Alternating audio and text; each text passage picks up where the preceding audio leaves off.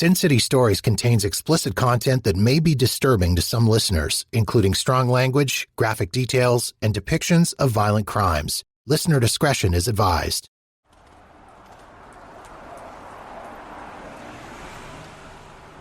October 1st, 2017. It's a date burned into the memories of Las Vegas locals and people around the world. It was on that day that from his high suite in a nearby hotel, a lone gunman focused his rage on a crowd of country music concert-goers, turning the normally festive Las Vegas Strip into a scene of unimaginable terror and the site of the worst mass shooting in modern U.S. history.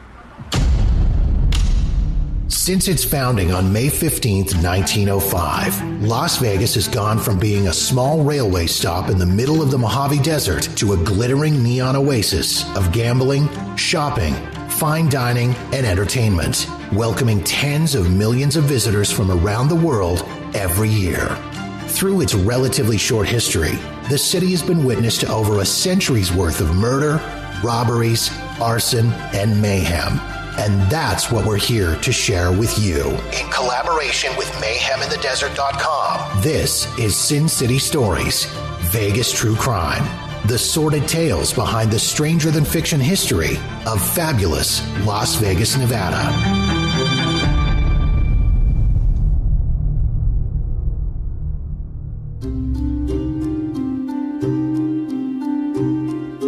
Stephen Paddock arrived at the Mandalay Bay in Las Vegas late afternoon on September 25th after making the 70-mile drive from his home in Mesquite, Nevada, just north of the city. He checked into the suite he'd reserved, room 32135, and booked the connecting room under his girlfriend's name for later in the week. After eating in one of the restaurants, he moved his car from Self Park to the valet, where a bellman helped him bring several bags up to the room. Designated as a high roller, thanks to his extensive play and frequency of visit, Paddock received VIP treatment. Accompanied by the bellman, he was able to use a service elevator, normally designated for staff only, to take his luggage up to his suite. That evening, Paddock made the drive from Las Vegas back to Mesquite, where he stayed until the following day.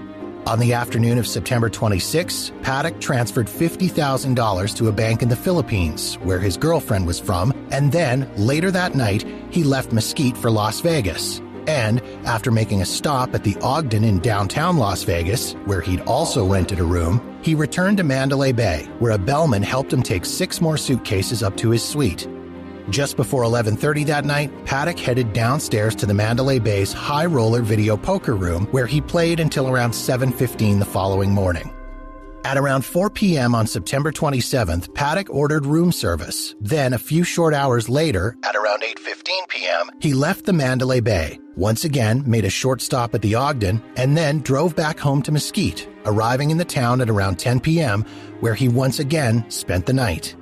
The next day, on the afternoon of September 28th, he transferred another $50,000 to the bank in the Philippines, purchased a rifle from a gun store in Mesquite, and following a stop at a local shooting range, headed back to Las Vegas, going straight to the Mandalay Bay, arriving at around 9:45 p.m. Once again, a bellman helped him take more luggage to his suite, 2 suitcases this time, and by 10:20 p.m., Paddock was back in the casino playing video poker. At around 5:45 a.m. on the morning of September 29th, Paddock stopped gambling and went up to his room. That afternoon, he checked into the connecting room, room 32134. Late that night, he ordered room service to that room, and then, a couple of hours later, at around 1 a.m., he made the drive to Mesquite, returning to Vegas just before 6 a.m. the following morning. At some point after 12:15 p.m. on September 30th, Paddock placed Do Not Disturb signs on the doors of both rooms he was occupying. Then, several hours later, he made what would be his final drive out to Mesquite, arriving at his home at around 9 p.m. At around 2 a.m. on the morning of October 1st, Paddock left Mesquite, arriving back at the Mandalay Bay just after 3 a.m. From 3:30 to 7:30 a.m., Paddock walked around the casino and gambled, after which he went back up to his room. Later that day at around 12:25 p.m., Paddock again moved his car from the Self Park garage where he'd left it to the valet. Shortly thereafter, he was seen getting on the elevator with 2 more suitcases and a 3rd bag hanging from the handle of one of the cases. Once he arrived back in his rooms, Paddock once again ordered room service, which was delivered at around 1:30 p.m. According to hotel security, over an approximately 5-hour period, from 2:25 p.m. to 7:40 p.m., the doors on the 2 rooms Paddock was occupying were manipulated multiple times. They were opened and closed several times, and the deadbolt locks were engaged and disengaged repeatedly. An hour later, a series of events began to unfold, leading up to one of the greatest tragedies to ever occur in Las Vegas, and indeed, the United States.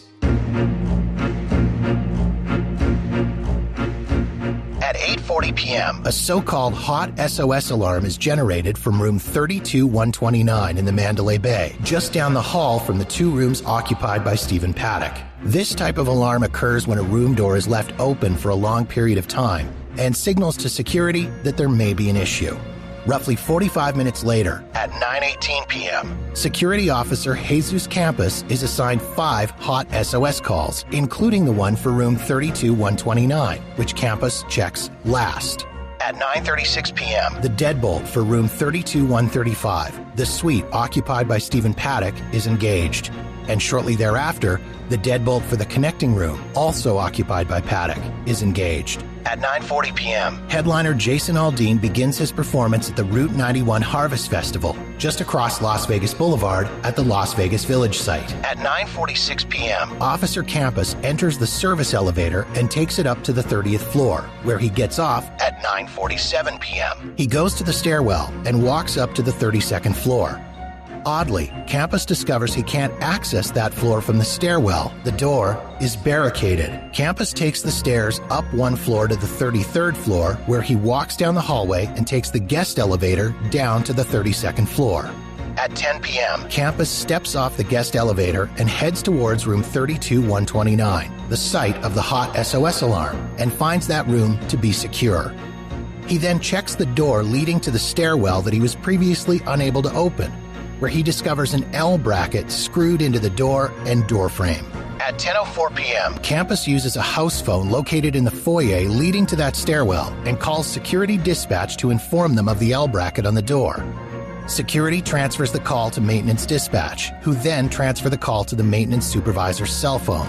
At 10:05 p.m., engineer Stephen Shook is contacted by maintenance dispatch via his radio and sent to investigate the L bracket as reported by Jesus Campos, and is sent to the 32nd floor. At that same time, Stephen Paddock fires 2 single gunshots into the Las Vegas Village area. 1 minute later, as Officer Campos hangs up the phone and ends his call with the maintenance team, he hears what he'd later describe as rapid drilling noises. The sound he was hearing was, in fact, the sound of Stephen Paddock firing roughly 100 rounds in a 10-second burst down at the Route 91 Harvest Festival, where celebration was giving way to terror.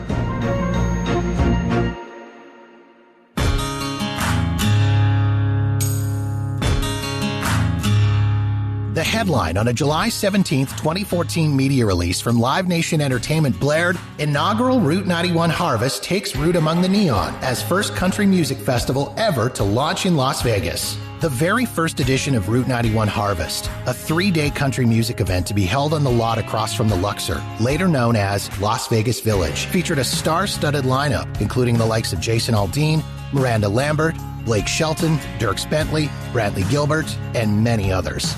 In an interview with the Las Vegas Review-Journal prior to the first festival, event founder Brian O'Connell said he chose the name Route 91 because, quote, "it just sounded cool." Before it was lined with casinos and mega resorts, Las Vegas Boulevard was, in fact, part of U.S. Route 91, a stretch of highway that, until the mid-1970s, ran from Long Beach, California, all the way to the U.S.-Canada border north of Sweetgrass, Montana. "Nobody knew it, and that's what I love about it," O'Connell said. "You can always discover something new right in front of you. Something old has become new. There's more to it than just a stage and a parking lot with a bunch of bands." In the years following its launch, Route 91 Harvest would become one of the premier country music festivals in the U.S. It attracted big stars and even bigger crowds, with thousands of people cramming into the festival site each day to take in the show and enjoy the party with their fellow country music fans. But on the night of October 1st, 2017, the party would come to an end for Route 91 Harvest in an absolutely horrific way. It was the last day of the festival, and following a full day of performances from the likes of Kane Brown, Luke Combs, Big and Rich, and Jake Owen, the crowd was pumped up for the night's headliner, Jason Aldean. It was 10:05 p.m. Aldean was just a few songs into his set and had just started singing his hit, When She Says Baby, when a long series of very fast pops was heard, lasting almost 10 seconds. Aldean stopped singing and was rushed off the stage. Initially, there was confusion. Although some believed it was gunfire, others thought the noise was firecrackers being set off by people in the audience or the end of festival fireworks, and nobody was sure where the noise was coming from. A few people got down on the ground, and others slowly started to make their way out of the stage area to avoid being caught in a mad rush. 30 seconds later, when the noise started again, there was no question. Somebody was shooting. And that was when all hell broke loose. People began screaming, running in multiple directions, not exactly sure where to go, being that nobody knew for sure where the shooter was. They just knew they had to find cover, and they had to make their way to safety. That second volley of shots lasted another 10 seconds. It was 10 more seconds of terror as people got down on the ground, hoping to protect themselves and others from the bullets that were flying. When there was finally a pause in the shooting, people stood up and started to run again, trying to make their way away from the scene. But just 17 seconds later, more gunfire began raining down, the ground around them thudding with bullets. At that point, panicked festival goers began flooding Las Vegas's 911 system. Dispatchers reported dozens of calls holding as they sent out the word to first responders. It's an active shooter. In the same way that festival goers didn't know exactly where the gunfire was coming from, there was also confusion among security officers as well. Armed security from Mandalay Bay headed outside in search of a shooter in the vicinity. However, the first police units to arrive at the scene immediately came under fire, with one officer being shot and wounded while others scrambled to take cover behind their vehicles.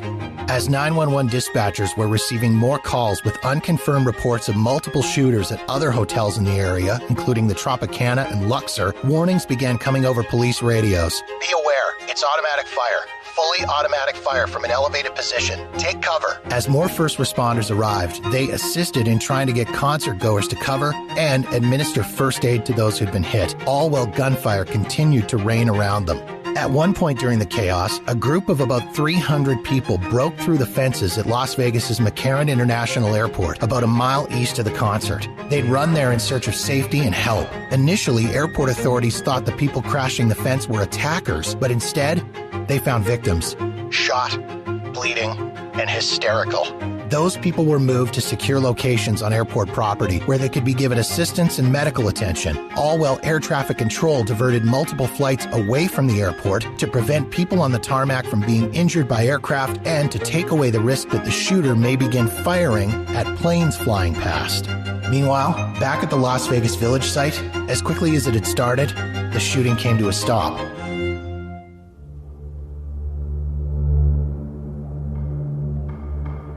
Only 10 minutes had passed since that initial string of gunfire, but it had been 10 minutes of pure hell.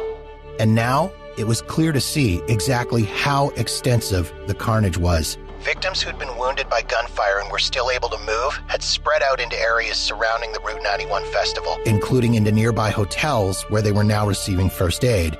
The sound of sirens wailed as police, fire, and ambulances made their way in and out of the site, shuttling victims to local hospitals, which had activated their mass casualty plans. Personal belongings were scattered all over the site, dropped as people ran for cover. There were holes in tents and fences, as well as small craters all over the ground where bullets had impacted.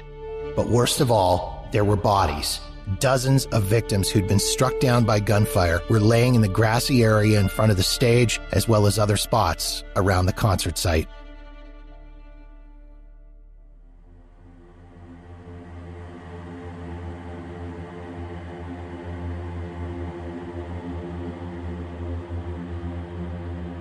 After security officer Jesus Campos finished his call with maintenance, he turned and began to walk towards the central elevators.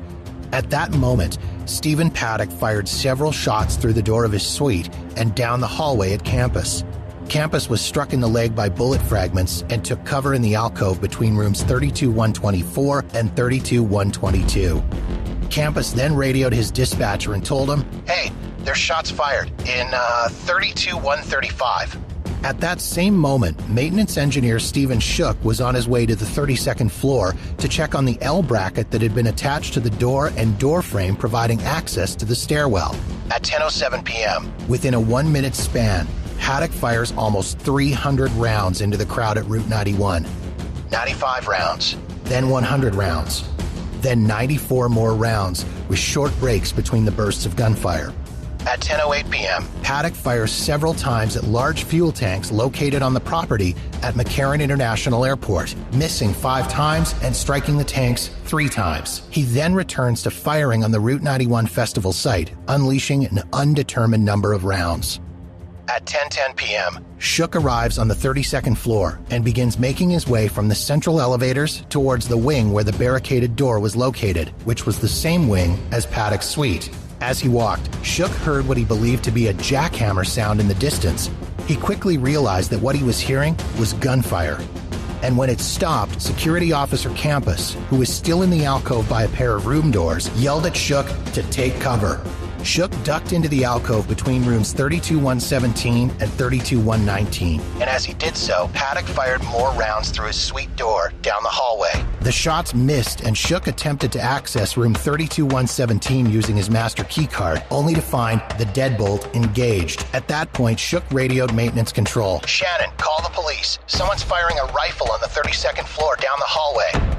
At 10:11 p.m., 2 officers from the Metro Las Vegas Police Department arrived at the central elevator area of the 31st floor and began walking down the hallway towards the 100 wing of the Mandalay Bay. At that time, Paddock fired another 80 to 100 rounds into the Route 91 festival site, shortly followed by another 95 rounds. At 10:12 p.m., 2 armed Mandalay Bay security officers exited the guest elevator on the 32nd floor and went to the central elevators. Paddock fires another 80 to 90 rounds into the Las Vegas Village. He follows that up shortly with an unknown amount of gunfire. A Mandalay Bay security officer on the floor below advises over his radio, "We can hear rapid fire above us. We're on the 31st floor. We can hear it above us." Between 10:13 p.m. and 10:15 p.m., Paddock fires at the Route 91 festival again. 3 separate volleys of gunfire, an unknown number of rounds. At 10:16 p.m., 2 Las Vegas Metro police officers enter the stairwell on the 31st floor along with Mandalay Bay security officers. At 10:18 p.m., the heat detection indicator from Paddock's suite, room 32135, detected no further readings from inside the room. Almost 20 minutes later, at 10:41 p.m., a strike team makes its way up the stairs from the 30th floor. The team makes entry and clears the 31st floor of the hotel. At 10:56 p.m., the strike team re-enters the stairwell and heads up to the 32nd floor. 1 minute later, a canine sergeant and SWAT officer manually breached the door that had been barricaded by the L bracket. At 11:20 p.m., the strike team conducted an explosive breach into room 32135 and made entry, where they discovered Stephen Paddock dead from an apparent self-inflicted gunshot wound to the head. At 11:26 p.m., the strike team makes a second explosive breach from inside room 32135 to room 32134 via the connecting doors. After searching that room, the strike teams declare the area safe and secure the scene so that officers can begin their investigation.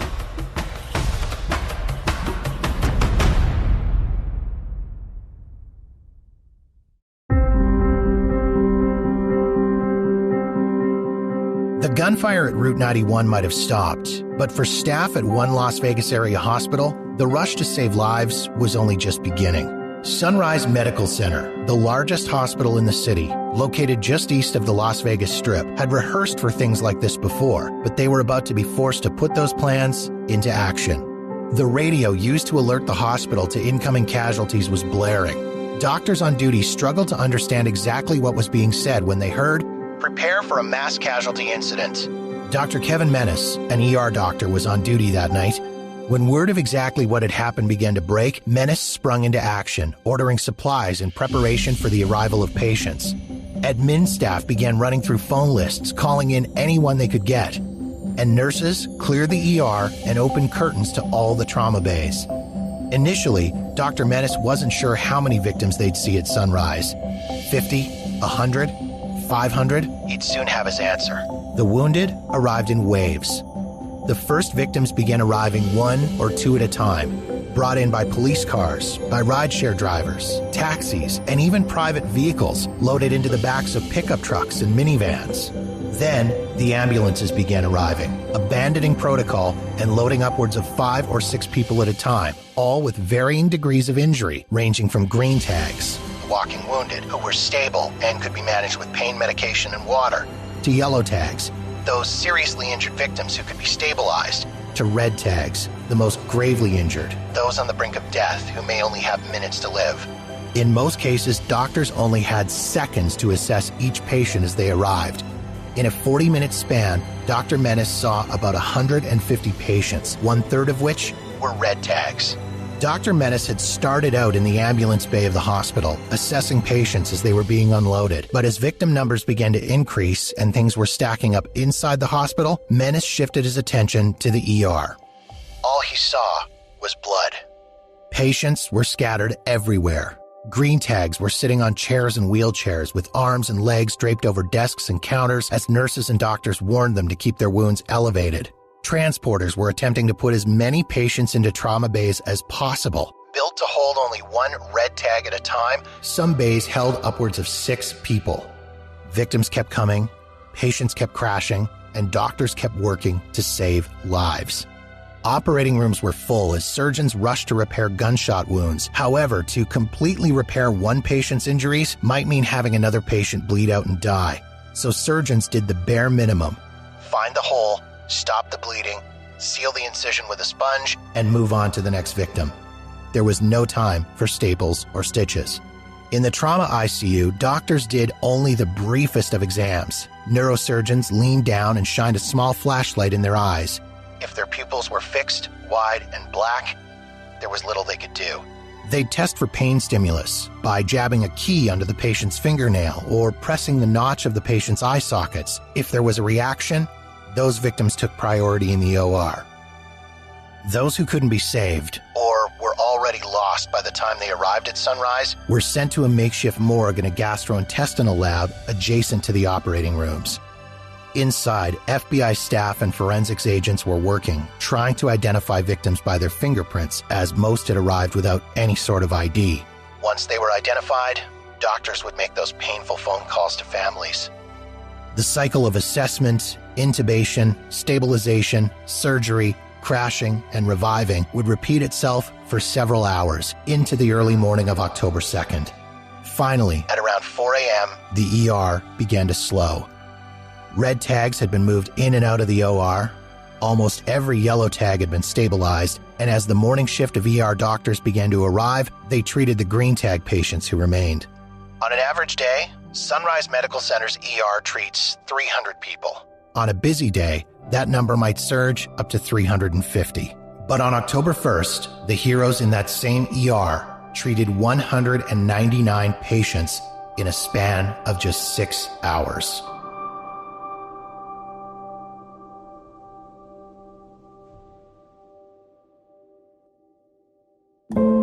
As the world began to wake up to the terror of what had happened at the Route 91 festival in Las Vegas, people wanted to know, how can I help?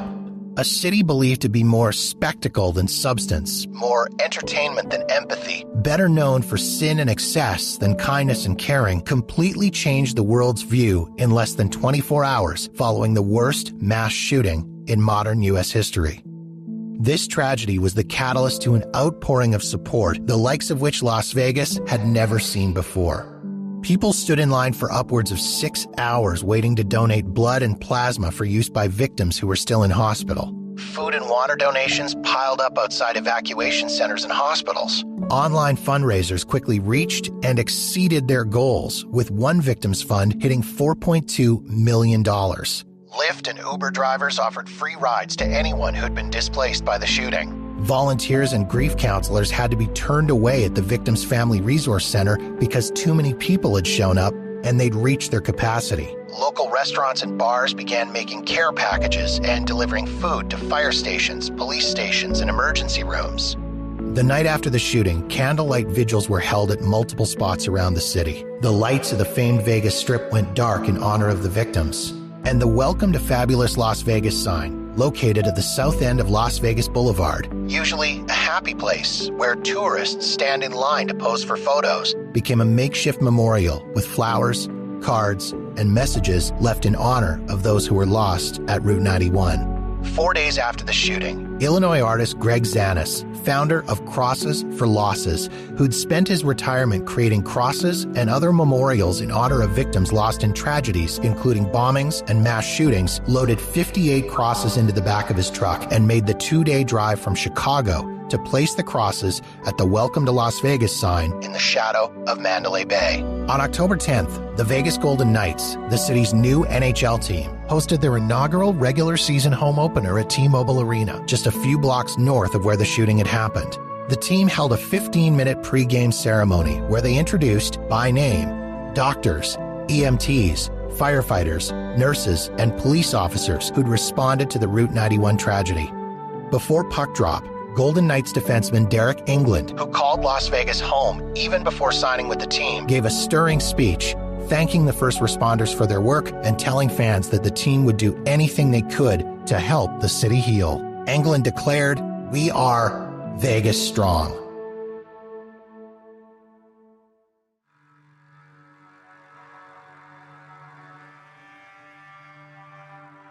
As the city of Las Vegas began to heal and come to grips with the tragedy they'd endured, people wanted to know, why? What would motivate someone to inflict this much pain, this much suffering on so many innocent lives? It was a question that the Las Vegas Metropolitan Police Department and the FBI wanted to answer, and doing so would take time. Stephen Paddock was a retired, antisocial, twice-divorced man who'd made his money from real estate. He'd owned large properties in several states, including apartment complexes, and had, at one time, operated a real estate business with his brother. After he retired, Paddock took up gambling. Video poker was his game, and he was good at it. He knew how to read pay tables and figure out which machines would pay off. IRS records show he'd played and won millions of dollars over the years, hence his status as a high roller at Mandalay Bay and several other casinos across the U.S. According to investigators, Paddock had no criminal history at all. He had had zero interaction with law enforcement, not even a traffic stop. His only real experience with the legal system had been a lawsuit he'd filed against the Cosmopolitan Hotel in Las Vegas following a slip and fall, a case which was tossed from court in 2014. Neither the FBI or Las Vegas Metro were able to uncover ties between Paddock and any kind of extremist or militia groups. They were unable to find any evidence that Paddock supported or followed any hate groups or domestic or foreign terrorist organizations. And despite interviewing several of Paddock's family members, friends, contacts, and gambling acquaintances, they couldn't link him to any specific ideology. From what they were able to ascertain, Paddock had acted entirely alone in his attack on the Route 91 festival. That being said, witnesses who'd had interactions with Paddock in the days and weeks leading up to the attack said he had gone on several anti-government tirades. A man who'd met Paddock in a parking lot to arrange the purchase of several auto sears, which allow a semi-automatic assault rifle to fire like a fully automatic weapon, stated that he repeatedly criticized the government, saying that the FEMA camps following Hurricane Katrina was a dry run for military and law enforcement to start taking guns. Sometimes, Paddock added, sacrifices need to be made. Detectives had also spoken with a woman who overheard what she believed to be a conversation between Paddock and another man while out for dinner on September 28th, just days before the shooting.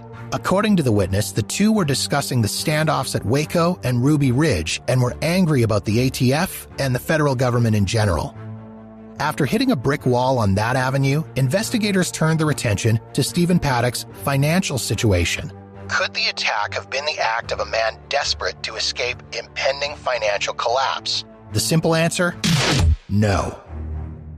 A financial analysis did find that Paddock's bank accounts, of which he had 14, had seen a large drop in value between September 2015 and September 2017, from just under $2.1 million to $530,000. Most of that decline had happened in 2017. Paddock had paid off $600,000 in gambling debt to casinos, over $130,000 to credit card companies, and $13,000 to the IRS. Paddock had also made almost $95,000 in firearms and gun-related purchases. Another dead end in searching for a motive. That's not to say, however, that their investigation wasn't eye-opening. Authorities did discover several chilling facts. Paddock owned several guns, which isn't all that unusual. From 1982 through to the fall of 2016, he purchased 29 firearms, including handguns, shotguns, and one rifle. However, in the 12 months leading up to the shooting, Paddock had bought more than 55 firearms, mostly rifles. He'd also bought more than 100 firearm-related items, such as scopes, ammunition, and bump stocks. As an aside, all the weapons, ammunition, and accessories that Stephen Paddock had purchased were purchased legally at gun stores throughout Nevada, Utah, California, and Texas. Background checks would have been performed for those purchases, and Paddock passed every one of them. In looking at Paddock's internet search history, it appeared to investigators that he began considering the idea of a mass shooting in the spring of 2017. In May of that year, he searched terms like Summer Concerts 2017 and Biggest Open-Air Concert Venues in USA. In early September, he searched Las Vegas high-rise condos rent and Life is Beautiful expected attendance. Side note, for the uninitiated, Life is Beautiful is another large-scale outdoor music festival held annually in downtown Las Vegas. In 2017, that festival was running from September 22nd to 24th, the week before Route 91. During the course of their investigation, authorities had discovered that Paddock had rented a room at the Ogden, a multi-level condo complex in downtown Las Vegas that overlooks the site of Life is Beautiful.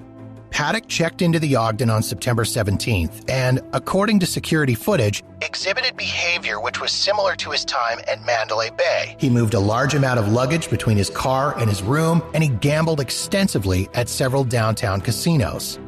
Paddock had also done online searches about outdoor festivals and venues in other cities, including Boston's Fenway Park and La Jolla, California. He had even booked rooms at a hotel adjacent to the Lollapalooza Festival in Chicago in August 2017.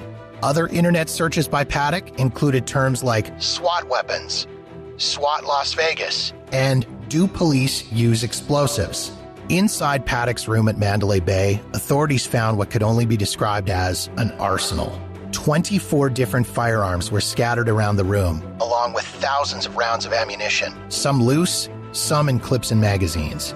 There were also power tools, laptop computers, binoculars, cell phones, spotting scopes, a small sledgehammer, and multiple duffel bags and suitcases. There was a piece of paper on a table which appeared to contain handwritten trajectories, bullet drop calculations, and shot distances. Investigators also discovered that Paddock had wired up several small surveillance cameras so that he could be alerted to anyone approaching his room. There were cameras attached to the peepholes on the doors of both rooms, as well as a camera hidden on a room service cart in the hallway outside room 32135. Paddock was monitoring the cameras on a laptop computer, and it's believed that this was how he knew to fire through the room door at security officer Jesus Campos and maintenance engineer Stephen Shook. After searching Paddock's room and cataloging evidence, authorities turned their attention to his car, which was parked in the valet garage at Mandalay Bay. In it, they found more ammunition, including several loaded magazines for both AR-10 and AR-15 style rifles, as well as several pounds of ammonium nitrate, an explosive precursor, and 50 pounds of tamarite, a product that's used to create explosive rifle targets. But the one thing that authorities were never able to find throughout their entire investigation, even after digging through every aspect of Stephen Paddock's life, following up on 2,000 leads, watching 22,000 hours of video, and reviewing 252,000 images, was a motive. Paddock left no manifesto, no writings outlining his intentions, not even a suicide note. Meaning that to this day, years after the horrific shooting at Route 91 in Las Vegas, we still don't know what motivated him to open fire on that festival, taking the lives of 58 people and wounding hundreds of others.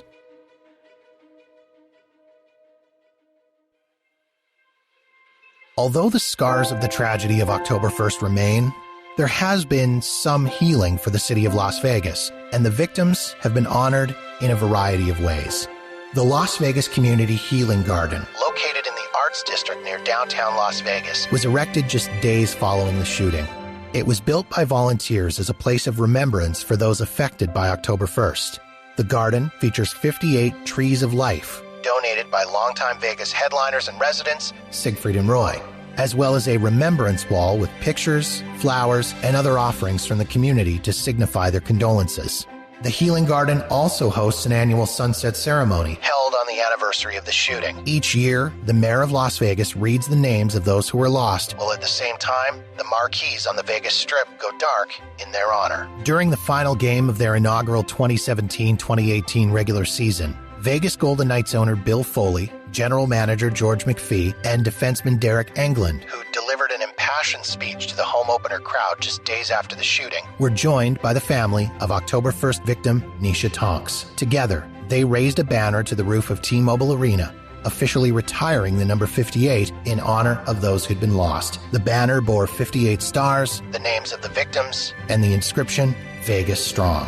As for the actual site of the shooting, across Las Vegas Boulevard from Mandalay Bay, in 2019, MGM Resorts, the owners of the site, had announced plans to use a portion of the grounds to build a community and athletic center, which would be home to sporting events and community gatherings. The remainder of the site would be used as a parking lot for people attending events at T-Mobile Arena and the newly built Allegiant Stadium. Needless to say, this move did not sit well with families of the victims. Most felt it was incredibly disrespectful and insensitive. In March of 2021, the 1 October Memorial Committee posted an online survey to gather opinions regarding the construction of a permanent memorial to the victims of the shooting. During the 2-week survey period, more than 6,000 responses were received. More than 65% of respondents felt it was either very or extremely important that the memorial be located at the actual Las Vegas Village site. Following the release of the results of that survey, MGM Resorts said they were willing to work with the committee and called their approach compassionate and thoughtful, further saying that establishing a permanent memorial was, quote, vital to the healing process. As of yet, a location and design for the memorial has yet to be identified. In the meantime, the former Las Vegas Village site, the site of the worst mass shooting in modern U.S. history, a place where 58 people lost their lives and hundreds of others were injured, sits vacant and empty, constant reminder of the tragedy of 10/1/17.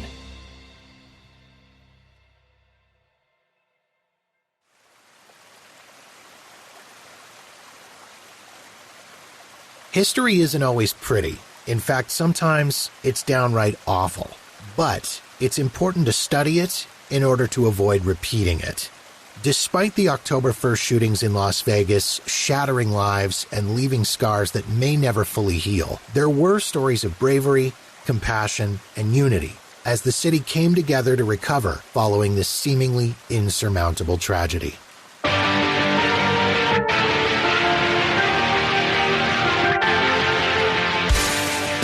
To learn more about this Las Vegas true crime story and many others, visit mayheminthedesert.com and get yourself acquainted with the darker side of Sin City's history. Sin City Stories, Vegas True Crime is based on material researched and written by Meagan and Anthony Smith and is adapted for podcast, edited, and narrated by Jeff Walker. Sin City Stories, Vegas True Crime is a co-production of Mayhem in the Desert and Walker New Media. Copyright 2024.